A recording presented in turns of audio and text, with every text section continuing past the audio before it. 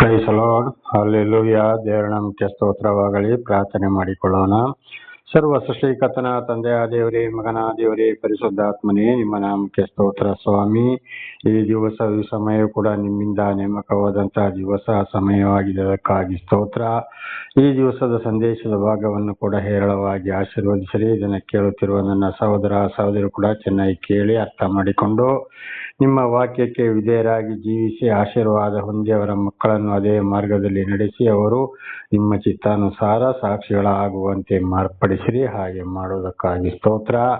ಯೇಸುವಿನ ನಾಮದಲ್ಲಿ ಪ್ರಾರ್ಥಿಸಿದ್ದೇನೆ, ನಮ್ಮ ತಂದೆ, ಆಮೇನ್. ಇದನ್ನು ಕೇಳುತ್ತಿರುವ ನನ್ನ ಸಹೋದರ ಸಹೋದರಿಯರೇ, ನಿಮಗೂ ಕೂಡ ನನ್ನ ಹೃದಯಪೂರ್ವಕವಾದಂತಹ ನಮಸ್ಕಾರಗಳು. ಈ ದಿವಸದ ಸಂದೇಶದ ಭಾಗವು ಕೂಡ ದೇವರ ಪ್ರೀತಿ ಭಾಗ 3. ದೇವರ ಪ್ರೀತಿ ಭಾಗ 3. ದೇವರ ನಾಮಕ್ಕೆ ಸ್ತೋತ್ರವಾಗಲಿ. ವಚನದ ಕಡೆಗೆ ಹೋಗೋಣ.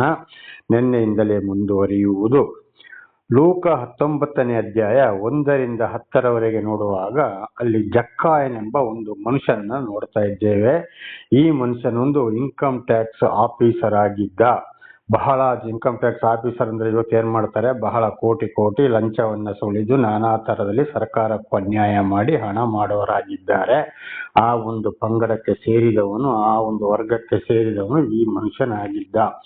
ಆದ್ರೆ ಯೇಸ್ವಾಮಿ ಬೋಧನೆ ಮಾಡ್ತಾ ಹೋಗ್ತಾ ಇರೋತ್ತಿಗೆ ಯೇಸ್ವಾಮಿಯ ಬೋಧನೆಯನ್ನು ಅರಿತುಕೊಂಡು ಆ ಪಾಪ ಅವನಿಗೆ ಅರ್ಥ ಆಗಿ, ನಾನು ಪಾಪ ಮಾಡಿದ್ದೇನಲ್ಲಪ್ಪ, ಅಯ್ಯೋ ಈ ಮನುಷ್ಯ ಯಾರು ಇದು ಅಂತೇಳಿ ನೋಡಕ್ಕೆ ಬಹಳ ಜನಜಂಗುಳಿ ಇತ್ತು. ಆದ್ರೆ ಈ ಮನುಷ್ಯ ಗಿಡ್ಡ ಮನುಷ್ಯನಾದುದರಿಂದ ನೋಡ್ಲಿಕ್ಕೆ ಆಗ್ಲಿಲ್ಲ. ಒಂದು ಮರವನ್ನ ಹತ್ತಿ ಕೂತ. ಆ ಮರವನ್ನ ಹತ್ತಿ ಕೂತಲ್ಲಿಗೆ ಆಗ ಯೇಸ್ವಾಮಿಗೆ ಇವನನ್ನು ಅರ್ಥವಾಯಿತು. ಮೊದಲೇ ತಿಳಿದಿದ್ದ, ಇವನನ್ನು ಪಾಪದಿಂದ ಬಿಡುಗಡೆ ಮಾಡಲೇಬೇಕು, ಇವನನ್ನು ರಕ್ಷಣೆ ಮಾಡಲೇಬೇಕು ಎಂಬುದಾಗಿ. ಹಾಗೆ ಅದೇ ಮರದ ಬುಡಕ್ಕೆ ಯೇಸ್ವಾಮಿ ಅಲ್ಲಿಗೆ ಹೋಗಿ ಜಕ್ಕಾಯನೇ ಇಳಿದು ಬಾ ಎಂಬುದಾಗಿ ಕರೆದ್ರು. ಆಗ ತಕ್ಷಣ ಜಕ್ಕಾಯ ಇಳಿದು ಬಂದು ಹೇಳ್ತಾನೆ, ಅಯ್ಯೋ ಸ್ವಾಮಿ, ನಾನು ಯಾರಿಂದ ಆದರೂ ಅನ್ಯಾಯವಾಗಿ ಕಸಿದುಕೊಂಡಿದ್ದರೆ ಅದರ 4ರಷ್ಟು ನಾನು ಹಿಂದಕ್ಕೆ ಕೊಡುತ್ತೇನೆ ಎಂಬುದಾಗಿ ಜಕ್ಕಾಯನು ಅಲ್ಲಿ ಪಶ್ಚಾತ್ತಾಪ ಪಡ್ತಾ ಇದ್ದಾನೆ. ಆವಾಗ ಯೇಸ್ವಾಮಿ ಒಂದು ಮಾತನ್ನ ಹೇಳಿದ್ರು, ಇಂದು ಈ ಮನೆ ಉದ್ಧಾರವಾಯಿತು ಎಂಬುದಾಗಿ. ದೇವರ ನಾಮಕ್ಕೆ ಸ್ತೋತ್ರವಾಗಲಿ. ಹಲ್ಲೆಲೂಯಾ. ಹಾಗೆ ಇವತ್ತು ದೇವರ ಬೋಧನೆಯನ್ನ ಕೇಳುತ್ತಾ, ಸತ್ಯ ಸುವಾರ್ತೆಯನ್ನು ಕೇಳುತ್ತಾ ನಮ್ಮ ಪಾಪಗಳು ನಮಗೆ ಅರಿಕೆಯಾದಾಗ ನಾವು ಯೇಸ್ವಾಮಿಯಲ್ಲಿ, ದೇವರೇ ನಾನು ತಪ್ಪು ಮಾಡಿದ್ದೇನೆ, ಪಾಪ ಮಾಡಿದ್ದೇನೆ, ಇಂಥ ವಿಷಯದಲ್ಲಿ ನಿಮ್ಮ ಎಲ್ಲ ವಾಕ್ಯಗಳಿಗೂ ನಾನು ಏನಾಗಿದ್ದೇನೆ, ಅವಿಧೇಯನಾಗಿದ್ದೇನೆ, ನಾನು ಪಾಪಿ, ಖಂಡಿತವಾಗಿ ನನ್ನ ನೀವು ಕ್ಷಮಿಸಿ ಅಂತ ಹೇಳಿ ಖಂಡಿತವಾಗಿ ನಾವು ದೇವರಲ್ಲಿ ಪಶ್ಚಾತ್ತಾಪ ಪಡುವುದಾದರೆ ಇವತ್ತು ಅಂಥವರಿಗೂ ಯೇಸ್ವಾಮಿ ಹೇಳೋರಾಗಿದ್ದಾರೆ, ಇಂದು ಈ ಮನೆ ಉದ್ಧಾರವಾಯಿತು ಎಂಬುದಾಗಿ. ದೇವರ ನಾಮಕ್ಕೆ ಸ್ತೋತ್ರವಾಗಲಿ. ಹಲ್ಲೆಲೂಯಾ. ಪಶ್ಚಾತ್ತಾಪ ಪಟ್ಟು ಜೀವಿತ ಕಾಲ ಇಡೀ ಪಶ್ಚಾತ್ತಾಪ ಪಡಲೇಬೇಕಾಗ್ತದೆ. ಮತ್ತೆ ಆ ಪಾಪಕ್ಕೆ ಹೋಗಬಾರದು. ಒಂದು ವೇಳೆ ಅದರ 4ರಷ್ಟು ಹಿಂದಕ್ಕೆ ಕೊಡಕ್ಕೆ ಇಲ್ಲದಿದ್ದರೂ ಆಗೋದಿಲ್ಲ. ಸರ್ವಸಾಮಾನ್ಯವಾಗಿ ಯಾರ ಕೈಯಿಂದ ಎಷ್ಟು ಕಸಿದುಕೊಂಡಿರ್ತಾರೆ, ಎಷ್ಟು ತಿಂದಿದ್ದಾರೆ ಎಂಬುದಾಗಿ ಗೊತ್ತಾಗೋದಿಲ್ಲ. ಉದಾಹರಣೆಗೆ ಸರ್ಕಾರಕ್ಕೂ ಕೂಡ ನಾನಾ ರೀತಿ ಸುಳ್ಳು ಸರ್ಟಿಫಿಕೇಟ್ಗಳು, ಆಧಾರಗಳು ಕೊಟ್ಟು ನಾನಾ ರೀತಿ ಬಹಳ ಸರ್ಕಾರದ ಹಣವನ್ನು ಕೂಡ ಕೋಟಿ ಕೊಳ್ಳೆ ಹೊಡೆಯುತ್ತಲೇ ಇದ್ದಾರೆ. ಇದು ಕೂಡ ದೇವರಿಗೆ ಬಹಳ ಒಂದು ದೊಡ್ಡ ಬೇಸರ. ಕಾರಣ ಇಡೀ ಭೂಲೋಕವೇ ಅದರಲ್ಲಿ ಇರುವುದು ಸರ್ವಸ್ವವು ದೇವರದ್ದಾಗಿದೆ. ಸರ್ಕಾರವು ದೇವರಿಂದಲೇ ರಚನೆಯಾಯಿತು. ಗ್ರಾಮ ಪಂಚಾಯತಿಂದ ಸುಪ್ರೀಂ ಕೋರ್ಟ್ ವರೆಗೆ ನೋಡುವಾಗ ನಾವು ಧರ್ಮೋಪದೇಶ ಕಾಂಡದಲ್ಲಿ ಅಲ್ಲಿ ಮೋಶೆ, ಮಾವ, ಇತ್ರೋನ ಮೂಲಕ ಅಲ್ಲಿ ಏನಾಯ್ತು, ದೇವರು ಇಡೀ ನ್ಯಾಯಾಲಯ ಕಚೇರಿಗಳನ್ನ ಸ್ಥಾಪಿಸಿದರು. ದೇವರ ನಾಮಕ್ಕೆ ಸ್ತೋತ್ರವಾಗಲಿ. ಹೀಗಿರುವ ಸರ್ಕಾರಕ್ಕೆ ಅನ್ಯಾಯ ಮಾಡಿದವರು ಕೂಡ ಇವತ್ತು 4ರಷ್ಟು ಹಿಂದೆ ಕೊಟ್ಟಿದ್ದಾರೆಯೋ, ಕೊಡುತ್ತಾರೆ, ಸಾಧ್ಯವಾಗ್ತದಾ? ಆಗೋದಿಲ್ಲ. ಆವಾಗ ಏನ್ ಮಾಡ್ಬೇಕಿದರ ಪರಿಹಾರಕ್ಕೆ ಅಂದ್ರೆ ದೇವರ ವಾಕ್ಯವನ್ನ, ಪರಮಾತ್ಮ ಭಗವಂತನ ಮಾತನ್ನ ಅರಿತುಕೊಂಡು ಅನಾಥ ಮಕ್ಕಳು, ಅನಾಥ ವೃದ್ಧರು, ಅಂತ ಆಶ್ರಮಗಳಿಗೆ, ಬಹಳ ಕಷ್ಟ ಸಂಕಟ ದುಃಖದಲ್ಲಿ ಇರೋರಿಗೆ ಮನೆ ಕಟ್ಟಲಿಕ್ಕೆ, ಮದುವೆ ಮಾಡೋಕ್ಕೆ, ವಿದ್ಯಾಭ್ಯಾಸಕ್ಕೆ, ನಾನಾ ರೀತಿಯ ಆರೋಗ್ಯ ಸರಿಯಿಲ್ಲದ್ರೆ ಆಸ್ಪತ್ರೆಗಳಿಗೆ ಸಹಾಯ ಮಾಡುವಂಥದ್ದು. ಇದು ಹೀಗೆ ಮಾಡಿದರೆ ನನಗೆ ಮಾಡಿದ ಹಾಗೆ ಎಂಬುದಾಗಿ ಮತ್ತಾಯ 25ನೇ ಅಧ್ಯಾಯ 35ರಿಂದ 40ರವರೆಗೆ ಸ್ಪಷ್ಟ ಸ್ಪಷ್ಟವಾಗಿ ಮತ್ತಾಯನ ಮೂಲಕ ಯೇಸುಸ್ವಾಮಿ ಹೇಳಿದ್ದಾರೆ. ಆ ರೀತಿ ಮಾಡಿದರೆ ಖಂಡಿತವಾಗಿ ಪಾಪಗಳು ಪರಿಹಾರವಾಗ್ತದೆ ಜೀವಿತ ಕಾಲವಿಡೀ. ಒಂದು ವೇಳೆ ಅರಿತುಕೊಂಡು ಮತ್ತು ನಾವು ಅದನ್ನ ಮಾಡದೆ ಹೋದ್ರೆ ಮತ್ತೆ 25:41-46 ನೋಡುವಾಗ ಕೊಡದವರು ಶಾಪಗ್ರಸ್ತರು ಎಂಬುದಾಗಿ ಅಲ್ಲಿ ಬರೆಯಲ್ಪಟ್ಟಿದೆ. ಅದು ಖಂಡಿತವಾಗಿ ಆ ಶಾಪ ಬಿಟ್ಟು ಹೋಗುವುದಿಲ್ಲ. ಆದ್ದರಿಂದ ಜಕ್ಕಾಯನಿಗೆ ಹೇಳಿದ ಹಾಗೆ ಪಶ್ಚಾತ್ತಾಪ ಪಟ್ಟು ಮನ ಪರಿವರ್ತನೆ ಮಾಡಿಕೊಳ್ಳುವುದಾದರೆ ಇಂದು ಈ ಮನೆ ಉದ್ಧಾರ ಆಯಿತು ಅಂತ ಹೇಳಿದಾಗ ಅಂಥವರಿಗೆ ಖಂಡಿತವಾಗಿ ದೇವರ ಆಶೀರ್ವಾದ, ಖಂಡಿತವಾಗಿಯೂ ದೇವರ ಪ್ರೀತಿ ಅಂಥವರ ಮೇಲೆ ಇದೆ. ಅದಕ್ಕೆ ಯೋಹಾನ 6:37 ನಾವು ನಿನ್ನೆ ಕೂಡ ತಿಳ್ಕೊಂಡಿದ್ದೇವೆ. ತಂದೆಯು ನನಗೆ ಕೊಟ್ಟವರಲ್ಲಿ ನನ್ನ ಬಳಿಗೆ ಬರುವರು, ಅವರು ಅಂಥವ್ರನ್ನು ನಾನು ಎಂದಿಗೂ ತಳ್ಳಿ ಬಿಡುವುದಿಲ್ಲ ಎಂಬುದಾಗಿ. ಹಾಗೆ ಇದೊಂದು ಅವಕಾಶ ನನ್ನ ಸಹೋದರ ಸಹೋದರಿಯರೇ, ದೇವರ ನಾಮಕ್ಕೆ ಸ್ತೋತ್ರವಾಗಲಿ. ಒಂದು ಸಮಯ ನಾನು ಕೂಡ ಒಂದು ಸಂಸ್ಥೆಯಲ್ಲಿ ಕೆಲಸ ಮಾಡ್ತಾ ಇರುವಾಗ, ಒಂದು ಮಂಡಳಿಯಲ್ಲಿ ಕೆಲಸ ಮಾಡ್ತಾ ಇದ್ದಾಗ ಬಹಳಷ್ಟು ಅನ್ಯಾಯ ಮಾಡಿದವನು ಆಗಿದ್ದೇನೆ. ಆಮೇಲೆ ನನಗಿದು ಅರ್ಥವಾಯಿತು. ಅದನ್ನು ಇವತ್ತು ಕೂಡ ನಾನು ಪಶ್ಚಾತ್ತಾಪ ಪಟ್ಟು ನನ್ನ ಕೈಯಲ್ಲಿ ಆದಷ್ಟು ಭಿಕ್ಷುಕರು, ಅನಾಥಾಶ್ರಮಗಳು, ಅವರಿಗೆ ಇವರಿಗೆ ದೇವರ ನಾಮದಲ್ಲಿ ಸಹಾಯ ಮಾಡೋನಾಗಿದ್ದೇನೆ, ಪಶ್ಚಾತ್ತಾಪ ಪಡೋನು ಆಗಿದ್ದೇನೆ. ದೇವರ ನಾಮಕ್ಕೆ ಸ್ತೋತ್ರವಾಗಲಿ. ಹಾಗೆ ಜಕ್ಕಾಯನಿಗೆ ಕೊಟ್ಟಂತ ಆಶೀರ್ವಾದವು ಪ್ರತಿಯೊಬ್ಬರಿಗೂ ಇದೆ. ಇದುವೇ ಆಗಿದೆ ದೇವರ ಪ್ರೀತಿ. ಹಾಗೆ ಮುಂದಿನ ವಚನಕ್ಕೆ ಹೋಗೋಣ. ಲೂಕ 23:39-43 ನೋಡುವಾಗ ಇದನ್ನು ಬಹಳ ನೋಡ್ಕೊಂಡಿದ್ದೇವೆ. ಯೇಸುಸ್ವಾಮಿಯನ್ನು ಶಿಲುಬೆಗೆ ಏರಿಸಿದಾಗ ಅವರ ಬಲಗಡೆ ಎಡಗಡೆ 2 ಕಳ್ಳರನ್ನ ತೂಗು ಹಾಕಿದ್ರು. ಎಡಗಡೆ ಇದ್ದವನು ಏನ್ ಮಾಡ್ದ? ದೇವರನ್ನ ಹೀಯಾಳಿಸಿದ, ನೀನು ದೇವರಾದ್ರೆ ಇಳಿದು ಹೋಗು, ನಮ್ಮನ್ನು ರಕ್ಷಿಸು ಎಂಬುದಾಗಿ. ಆದರೆ ದೇವರು ಅವನಿಗೆ ಯಾವ ಉತ್ತರವನ್ನ ಕೊಡ್ಲಿಲ್ಲ. ಅಂದ್ರೆ ಗರ್ವ ಅಹಂಕಾರವನ್ನ ಮಾತನಾಡಿದ. ಇದರ ಅರ್ಥ ನಮ್ಮ ತಪ್ಪುಗಳು ನಮ್ಗೆ ಅರಿವಾದಾಗ ನಾವು ಶಿಕ್ಷೆನ ಅನುಭವಿಸ್ತಾ ಇದ್ರು, ದೇವರಲ್ಲಿ ಪಶ್ಚಾತ್ತಾಪ ಪಡದಿದ್ರೆ, ನಮ್ಮ ಗರ್ವಹಂಕಾರದಲ್ಲಿ ನಡೆದ್ರೆ ಅಂಥವರಿಗೂ ದೇವರು ಉತ್ತರ ಕೊಡುವುದಿಲ್ಲ, ಅಂಥವ್ರನ್ನ ರಕ್ಷಣೆ ಮಾಡುವುದಿಲ್ಲ ಎಂಬುದಾಗಿ ಇದರ ಅರ್ಥ. ಅವರು ಮತ್ತು ನಾಶಕ್ಕೆ ಹೋಗ್ತಾ ಇದ್ದಾರೆ, ಅಂಥವರ ಮೇಲೆ ದೇವರ ಪ್ರೀತಿ ಇಲ್ಲ. ಆದ್ರೆ ಬಲಗಡೆಲಿದ್ದವನು ಏನ್ ಹೇಳ್ದ? ಎಡಗಡೆ ಇದ್ದವನಿಗೆ, ನಿನಗೆ ಸ್ವಲ್ಪಾದ್ರೂ ದೇವರ ಮೇಲೆ ಭಯ ಬೇಡವೇ? ನಾವಂತೂ ತಪ್ಪು ಮಾಡಿದ್ದೇವೆ, ಈತ ಯಾವ ತಪ್ಪನ್ನು ಮಾಡಲಿಲ್ಲ, ಈತನಿಗೆ ಯಾಕೆ ಈ ಶಿಕ್ಷೆ ಅಂತೇಳಿ ಈತನನ್ನ ಗದರಿಸ್ತಾ ಇದ್ದಾನೆ ಶಿಲುಬೆ ಮೇಲೆ. ಎಡಗಡೆಯಲ್ಲಿ ಇದ್ದವನನ್ನ ಬಲಗಡೆಯಲ್ಲಿ ಇದ್ದವನು. ಆವಾಗ ಯೇಸುಸ್ವಾಮಿ ಹತ್ರ ಮತ್ತೆ ಪಶ್ಚಾತ್ತಾಪ ಪಡ್ತಾ ಇದ್ದಾನೆ ಬಲಗಡೆ ಇದ್ದವನು. ಯೇಸುವೆ, ನೀನು ರಾಜ್ಯಾಧಿಕಾರಕ್ಕಾಗಿ ಅಂದ್ರೆ ನ್ಯಾಯ ತೀರ್ಪಿಗಾಗಿ ಬರುವಾಗ ನನ್ನ ಜ್ಞಾಪಿಸಿಕೋ ಎಂಬುದಾಗಿ. ಆಗ ಯೇಸುಸ್ವಾಮಿ ಹೇಳ್ತಾರೆ, ನೀನು ಹಿಂದೆ ಈ ಹೊತ್ತೆ ನನ್ನೊಂದಿಗೆ ನೀನು ಪರದೇಶಿನಲ್ಲಿ ಇರ್ತೀಯ, ಅಂದ್ರೆ ಪರಲೋಕಕ್ಕೆ ಹತ್ತಿರವಾಗಿ ಇರ್ತೀಯ ಅಂತ. ಕಾರಣ ಶಿಲುಬೆ ಮೇಲೆ ತೂಗಾಡುವ ಸಮಯದಲ್ಲಿ, ಪ್ರಾಣ ಹೋಗುವ ಸಮಯದಲ್ಲಿ, ಅಂತ ಕಷ್ಟ ಸಂಕಟ ದುಃಖದ ಸಮಯದಲ್ಲಿ ಅವನು ಪಶ್ಚಾತ್ತಾಪ ಪಟ್ಟ. ದೇವರು ಅವನನ್ನು ಕ್ಷಮಿಸಿದರು. ದೇವರು ಕಷ್ಟದಲ್ಲಿ ಇದ್ರು ಕೂಡ. ಹಾಗೆ ನಾವು ಮಾಡಿದಂತ ಪಾಪಗಳಿಗಾಗಿ ನಮಗೆ ನಾನಾ ತರದ ಶಿಕ್ಷೆಯಾಗುವಾಗ ದೇವರು ಯಾರ ಮೂಲಕ ನಮಗೆ ಸತ್ಯ ಸುವಾರ್ತೆಯನ್ನ ತಿಳಿಸ್ತಾರೆ ಅಂತ ಗೊತ್ತಿಲ್ಲ.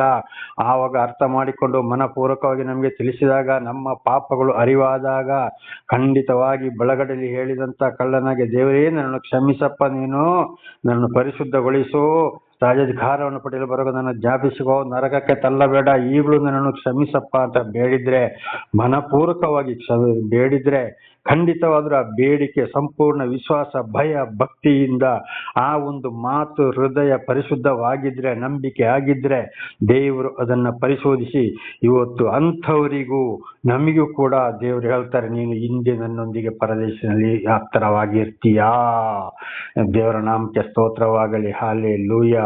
ಹಾಗೆ ಇದು ಒಂದು ಅಂದ್ರೆ ಇದರ ಅರ್ಥ ಏನಪ್ಪಾ ಅಂದ್ರೆ, ಅವನು ಶಿಲುಬೆ ಮೇಲೆ ಸಾಯುವ ಸಂದರ್ಭದಲ್ಲಿ ಅಂದರೆ ನಮಗೂ ಕೊನೆಯವರೆಗೆ ಅವಕಾಶವನ್ನ ಕೊಟ್ಟಿದ್ದಾರೆ ಅಂತ ಹೇಳಿ ನಾವು ಈ ನಾಳೆ ನಾಡಿದ್ದು ಅಂತ ಹೇಳಬಾರದು.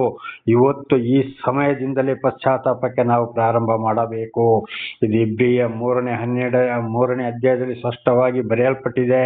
ನೀವು ಈ ಹೊತ್ತು ದೇವರ ಶಬ್ದಕ್ಕೆ ಕಿವಿಗೊಟ್ಟರೆ ಖಂಡಿತವಾಗಿಯೂ ನೀವು ಏನ್ ಮಾಡಿ, ನಿಮ್ಮ ಹಿರಿಯರ ಹಾಗೆ ಹೃದಯವನ್ನ ಕಠಿಣ ಮಾಡಿಕೊಳ್ಬೇಡಿರಿ. ಇಸ್ರೇಲರಿಗೆ ತಿಳಿಸಿದಾಗ ಹೃದಯಗಳನ್ನ ಕಠಿಣ ಮಾಡಿಕೊಂಡಾಗ ನಾನಾ ರೀತಿ ಕಷ್ಟ ಸಂಕಟ ದುಃಖಗಳು, ಅದು ಮಾತ್ರವಲ್ಲ 20 ವರ್ಷದ ಮೇಲ್ಪಟ್ಟ ಗಂಡು ಮಕ್ಕಳಿಗೂ ಅಲ್ಲಿ ಶಾಪ ಬಂತು. ಅರಣ್ಯದಲ್ಲಿ ಮರುಭೂಮಿಯಲ್ಲಿ ಬಹಳ ಶಿಕ್ಷೆಯನ್ನು ಅನುಭವಿಸಿದರು ಎಂಬುದನ್ನು ಓದುತ್ತೇವೆ. ಇದನ್ನೇ ಮೋಚನ ಕಂಡ 25:6 ಮತ್ತು 34 14:7 ನೋಡುವಾಗ, ಹೆತ್ತ ತಂದೆಯ ದೋಷಫಲ 3-4 ಮಕ್ಕಳ ತಲೆಮಾರಿಗೆ, ಕೀರ್ತನೆ 109:14-15 ಓದುವಾಗ, ತಾಯಿಯ ಪಾಪ ಅಳಿದು ಹೋಗದಿರಲಿ ಎಂಬುದಾಗಿ ನಾವು ಇದನ್ನು ಓದುತ್ತೇವೆ.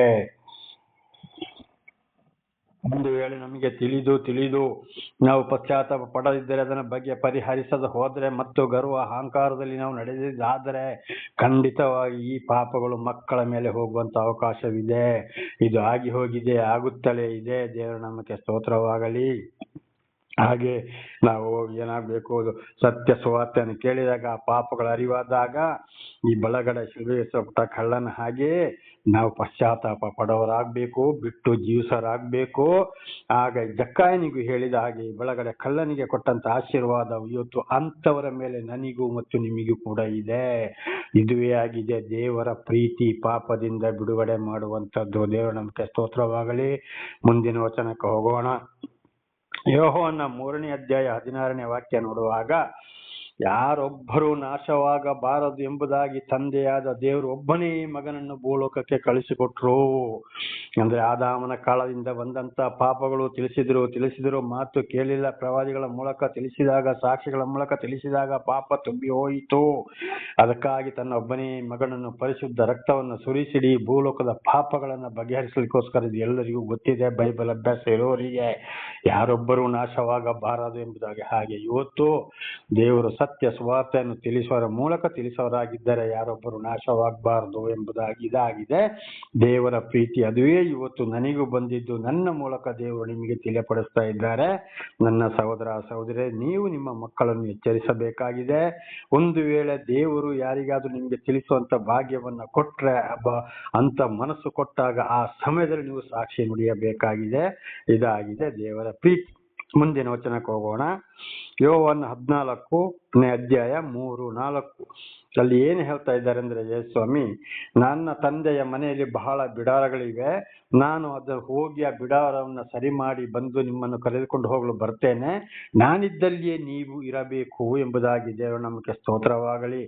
ಹಾಗೆ ಇವತ್ತು ಏನ್ ಮಾಡ್ತಾ ಇದ್ದಾರೆ, ದೇವರು ಪುನರುತ್ಥಾನಗೊಂಡು 40ನೇ ದಿವಸ ಪರಲೋಕಕ್ಕೆ ಹೋಗಿ ತಂದೆಯಾದ ದೇವರ ಬಲಪಾರ್ಶ್ವದಲ್ಲಿ ಕುಳಿತುಕೊಂಡು ನಮಗಾಗಿ ವಿಜ್ಞಾಪನೆ ಮಾಡೋರಾಗಿದ್ದಾರೆ. ತಂದೆಯಾದ ದೇವರನ್ನ ಶಾಂತಿಗೊಳಿಸೋರಾಗಿದ್ದಾರೆ. ಈ ವಾಕ್ಯವು ಕೂಡ ಇವತ್ತು ಬೈಬಲಲ್ಲಿ ಬರೆಯಲ್ಪಟ್ಟಿದೆ.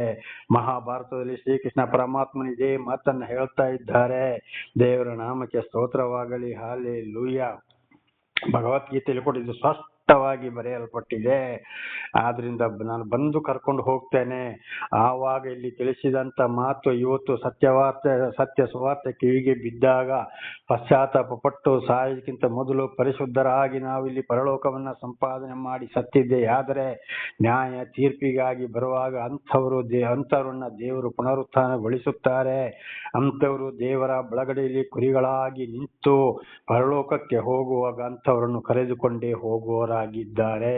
ಅದಕ್ಕೆ ಹೇಳಿದ್ದು, ನನ್ನ ತಂದೆಯ ಮನೆಯಲ್ಲಿ ಅನೇಕ ಬಿಡಾರಗಳಿವೆ, ನಾನು ಅದನ್ನು ಸಿದ್ಧ ಮಾಡಿ ಬರುತ್ತೇನೆ, ಬಂದು ನಿಮ್ಮನ್ನ ಕರ್ಕೊಂಡು ಹೋಗ್ತೇನೆ, ನಾನಿದ್ದಲ್ಲಿ ನೀವು ಇರಬೇಕು. ಇದಾಗಿದೆ ಇವತ್ತು ದೇವರ ಪ್ರೀತಿಯನ್ನ. ಸಹೋದರ ಸಹೋದರಿಯರೇ, ಖಂಡಿತವಾಗಿ ಪಾಪ ಮಾಡಿದರೂ ದೇವರು ಬಿಡೋನಲ್ಲ. ಆದ್ರೆ ಯಾರ್ಯಾರ ಮೇಲೆ ಪ್ರೀತಿ ಇದೆಯೋ, ಫಸ್ಟ್ ಪ್ರೀತಿ ನಮ್ಮ ಪಾಪಗಳು ಪರಿಹಾರ ಆಗುವುದಕ್ಕಿಂತ ಮೊದಲು ತಿಳಿಸ್ತಾರೆ. ಆಗ ಮನ ಪರಿವರ್ತನೆಗೊಳ್ಳದಿದ್ರೆ ಮತ್ತು ಶಿಕ್ಷೆಗೆ ಒಳಪಡಿಸ್ತಾ ಇದ್ದಾರೆ. ಇವತ್ತೆಲ್ಲ ನಾಳೆ ನನ್ನ ಬಳಿಗೆ ಬರ್ತಾನ ಅಂತೇಳಿ ಒಂದು ವೇಳೆ ನಮ್ಮ ಮನಸ್ಸು ದೇವರ ಕಡೆಗೆ ತಿರುಗಿದ್ರೆ ದೇವರು ಸಹಾಯ ಮಾಡಿ ಪವಿತ್ರಾತ್ಮರ ಮೂಲಕ ನಮ್ಮನ್ನು ಪರಿಶುದ್ಧತೆ ಕಡೆಗೆ ನಡೆಸುವವರಾಗಿದ್ದಾರೆ. ಹಾಗೆ ನಡೆಸುವಾಗ ನಾವು ಪರಿಶುದ್ಧರಾಗಿ ಭೂಲೋಕದ ಜೀವನವನ್ನು ಅಂತ್ಯಗೊಳ್ಳುವ ಹಾಗೆ ಕೂಡ ಈ ಸ್ವಾಮಿ ಮಾಡೋರಾಗಿದ್ದಾರೆ. ಪರಲೋಕಕ್ಕೆ ಕರ್ಕೊಂಡು ಹೋಗೋರಾಗಿದ್ದಾರೆ. ನಾವು ಅಲ್ಲಿ ಅವರೊಂದಿಗೆ ಜೀವಿಸುವಂತ ಒಂದು ಸೌಭಾಗ್ಯ ನಮಗೆ ಸಿಗ್ತದೆ. ಮತ್ತು ತಿಳಿಸಿದಾಗ ಇಸ್ರೇಲರಾಗಿ ಆದಾಗ ಖಂಡಿತವಾಗಿ ಇಲ್ಲಿಯೂ ನಾನಾ ತರದ ಕಷ್ಟ, ಸಂಕಟ, ದುಃಖಗಳನ್ನು ಅನುಭವಿಸಬೇಕಾಗ್ತದೆ. ನಾಡ್ದು ನ್ಯಾಯ ತೀರ್ಪಿನ ದಿವಸ ಕೂಡ ಮತ್ತಾಯ 7:21 ಹೇಳಿದ ಹಾಗೆ, ಸ್ವಾಮಿ ಅನ್ನೋನೆಲ್ಲ ಪರಲೋಕ ಸೇರುವುದಿಲ್ಲ, ನೀವು ಯಾರು ಅಂತಲೇ ನನಗೆ ಗೊತ್ತಿಲ್ಲ, ಅಧರ್ಮಿಗಳೇ ನನ್ನಿಂದ ತೊಲಗಿರಿ ಅಂತ ಒಂದೇ ಮಾತು ಹೇಳಿಬಿಡ್ತಾರೆ ಹೊತ್ತು ನರಕ. ಹಾಗೆ ಬಹಳ ಎಚ್ಚರವಾಗಿರಬೇಕು ನನ್ನ ಸಹೋದರ ಸಹೋದರಿಯರೇ. ಸ್ವಾಮಿ ಸ್ವಾಮಿ ಅಂತ ಹೇಳೋದು ಪ್ರಾರ್ಥನೆ ಮಾಡಿದರೆ ಮಾತ್ರ ಸಾಲದು. ದೇವರ ಪ್ರೀತಿಯನ್ನು ಚೆನ್ನಾಗಿ ಅರ್ಥ ಮಾಡಿಕೊಳ್ಳಬೇಕು, ಇತರರಿಗೂ ಅದನ್ನು ತಿಳಿಸಬೇಕು, ವಿಧೇಯರಾಗಿ ನಾವು ಜೀವಿಸಬೇಕು. ಹಾಗಾದರೆ ಮಾತ್ರ ದೇವರು ಯಾರನ್ನ ನನ್ನ ಬಳಿಗೆ ಬಂದವರನ್ನ ನಾನು ಎಂದಿಗೂ ತಳ್ಳಿ ಬಿಡುವುದಿಲ್ಲ ಎಂಬುದಾಗಿ ದೇವರೊಂದು ವಾಗ್ದಾನ. ಇದನ್ನು ಮೊನ್ನೆ ಕೂಡ ನೋಡಿದ್ದೇವೆ. ಯೆಶಾಯ 49ನೇ ಅಧ್ಯಾಯ 1, 2 ಮತ್ತು ಮತ್ತಾಯ 4ನೇ ಅಧ್ಯಾಯ 14ರಿಂದ 16ರವರೆಗೆ ಓದುವಾಗ ಆ ನೆಫ್ತಾಲಿಮ್ ಸೀಬೆ ಮತ್ತು ಜಬುಲೂನ್ ಸೀಮೆಯಲ್ಲಿ ಮಹಾಪಾಪಿಗಳು ಅನ್ಯ ಜನರು ಇದ್ರು. ಅಲ್ಲಿಗೆ ದೇವರು ಹೋಗಿ ಅದೇ ಊರಿನಲ್ಲಿ ಮನೆ ಮಾಡಿಕೊಂಡು ಇದ್ದು ಅವರಿಗೆ ಸುವಾರ್ತೆಯನ್ನ ತಿಳಿಸಿ ಅವರನ್ನ ಪಾಪದಿಂದ ಬಿಡುಗಡೆ ಮಾಡುವಂಥದ್ದು, ಪಾಪದಿಂದ ರಕ್ಷಿಸುವಂತ ಕೆಲಸವನ್ನ ಮಾಡಿದ್ದಾರೆ. ಹಾಗೆ ಆ ರೀತಿ ಇವತ್ತು ನಮ್ಮನ್ನು ಕೂಡ ಮಾಡ್ತಾ ಇದ್ದಾರೆ. ಪವಿತ್ರಾತ್ಮರ ಮೂಲಕ ಪವಿತ್ರಾತ್ಮರು ಮನುಷ್ಯರ ಮೂಲಕ ಸತ್ಯ ಸುವಾರ್ತೆಯನ್ನ ಸಾರುವರ ಮೂಲಕ ಎಚ್ಚರಿಸ್ತಾ ಇದ್ದಾರೆ. ಇದು ದೇವರು ನಮಗೆ ಕೊಟ್ಟಿರುವಂತಹ ಒಂದು ಸೌಭಾಗ್ಯ, ದೇವರ ಒಂದು ಪ್ರೀತಿ. ಆದ್ರಿಂದ ಸತ್ಯ ಸುವಾರ್ತೆಯನ್ನು ಕೇಳಿದಾಗ ಖಂಡಿತವಾಗಿ ನಾವು ಅದನ್ನು ಹಿಂದೆ ಮುಂದೆ ನೋಡದೆ ದೇವರಿಟ್ಟಿರುವ ಪ್ರೀತಿಯನ್ನ ನಮ್ಮ ಜೀವಿತಕ್ಕೆ ಅಳವಡಿಸಿಕೊಂಡು ನಾವು ಶಾಂತಿ ಸಮಾಧಾನದ ಜೀವಿಸಬೇಕು. ಒಂದು ವೇಳೆ ಭೂಲೋಕದಲ್ಲಿ ಜೀವಿಸುವಾಗ ಬಹಳ ಕಷ್ಟ, ಸಂಕಟ, ದುಃಖಗಳು ಬರುತ್ತವೆ. ಪ್ರಕೃತಿ ನಿಯಮದಲ್ಲಿ ಬರ್ಬೋದು, ಸೈತಾನ ನಿಯಮದಿಂದಲೂ ಬರ್ಬೋದು, ದೇವರಿಂದ ಶೋಧನೆಯಿಂದಲೂ ಬರ್ಬೋದು. ಇದು ಪ್ರವಾದಿಗಳಿಗೆ, ಸಾಕ್ಷಿಗಳಿಗೆಲ್ಲ ಬಂತು. ಬೈಬಲಲ್ಲಿ ಅನೇಕ ಉದಾಹರಣೆಗಳಿವೆ, ಮಹಾಭಾರತದಲ್ಲಿ ಕೂಡ ಉದಾಹರಣೆಗಳು ಇವೆ. ಹೀಗಿರುವಾಗ ಯಾವುದೇ ಕಷ್ಟ, ಸಂಕಟ, ದುಃಖ ಬಂದರೂ ದೇವರೇ ನನಗಿಂತ ಕಷ್ಟ ಬಂದು ಹೋಗಿದೆಯಪ್ಪ, ನಾನು ತಪ್ಪು ಮಾಡಿದರೆ ನಾನು ಕ್ಷಮಿಸು, ನಿನ್ನ ಪ್ರೀತಿಯಲ್ಲೇ ನಡೆಸಿಂತ ಸತ್ರು ನಿನಗಾಗಿ, ಬದುಕಿದ್ರು ನಿನಗಾಗಿ ಎಂಬುದಾಗಿ ಒಂದೇ ಭರವಸೆಯಿಂದ ಮುನ್ನಡೆದ್ರೆ ಖಂಡಿತವಾಗಿಯೂ ದೇವರಂತವ್ರನ್ನ ರಕ್ಷಿಸುವವರಾಗಿದ್ದಾರೆ. ಶೋಧನೆಯಲ್ಲಿ ಕೂಡ ನಾವು ಗೆಲ್ಲಬೇಕಾಗ್ತದೆ. ಆದ್ರಿಂದ ಬಹಳ ಎಚ್ಚರ. ದೇವರ ನಾಮಕ್ಕೆ ಸ್ತೋತ್ರವಾಗಲಿ. ಇದೇ ವಿಷಯ ನಾಳೆಗೂ ಮುಂದುವರಿಯುವುದು. ಪ್ರಾರ್ಥನೆ ಮಾಡಿಕೊಳ್ಳೋಣ. ಸರ್ವ ಸೃಷ್ಟಿಕರ್ತನ ತಂದೆಯ ದೇವರೇ, ಮಗನ ದೇವರೇ, ಪರಿಶುದ್ಧಾತ್ಮನೇ, ನಿಮ್ಮ ನಾಮಕ್ಕೆ ಸ್ತೋತ್ರ ಸ್ವಾಮಿ. ಇವತ್ತಿನ ಸಂದೇಶವನ್ನ ನನ್ನ ಸಹೋದರ ಸಹೋದರಿಯರಿಗೆ ನೀವು ತಿಳಿಸಲು ಆಶೀರ್ವಾದ ಮಾಡಿದಕ್ಕಾಗಿ ಸ್ತೋತ್ರ. ಒಂದು ವೇಳೆ ಅವರು ಏನಾದರೂ ತಪ್ಪಿ ಹೋಗಿದ್ದರೆ ಅವರನ್ನು ಕ್ಷಮಿಸಿರಿ, ಆಶೀರ್ವದಿಸಿರಿ. ಪಾಪ ಪರಿಹಾರ ರಕ್ಷಣೆ ನಿಮ್ಮಿಂದಲೇ. ಹಾಗೆ ಅವರು ಆಶೀರ್ವಾದವನ್ನು ಹೊಂದಿ ಅವರ ಮಕ್ಕಳನ್ನು ಇತರ ಸಾಕ್ಷಿಗಳಾಗಿ ಮಾರ್ಪಡಿಸಿರಿ. ನಿಮ್ಮ ಚಿತ್ತಾನುಸಾರ ಇತರರಿಗೂ ಅವರೆಲ್ಲರೂ ಸಾಕ್ಷಿಗಳಾಗುವಂತೆ ಮಾಡಿರಿ. ಹಾಗೆ ಮಾಡುವುದಕ್ಕಾಗಿ ಸ್ತೋತ್ರ. ನಿಮ್ಮೆಲ್ಲ ಉಪಕಾರಗಳಿಗಾಗಿ ಕೃತಜ್ಞತಾ ವಂದನೆಗಳು.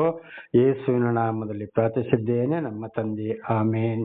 ಇದನ್ನು ಕೇಳುತ್ತಿರುವ ನನ್ನ ಸಹೋದರ ಸಹೋದರಿಯರೇ, ನಿಮಗೂ ನನ್ನ ಧನ್ಯವಾದಗಳು. ದೇವರು ನಿಮ್ಮನ್ನು ಹೇರಳವಾಗಿ ಆಶೀರ್ವದಿಸಲಿ.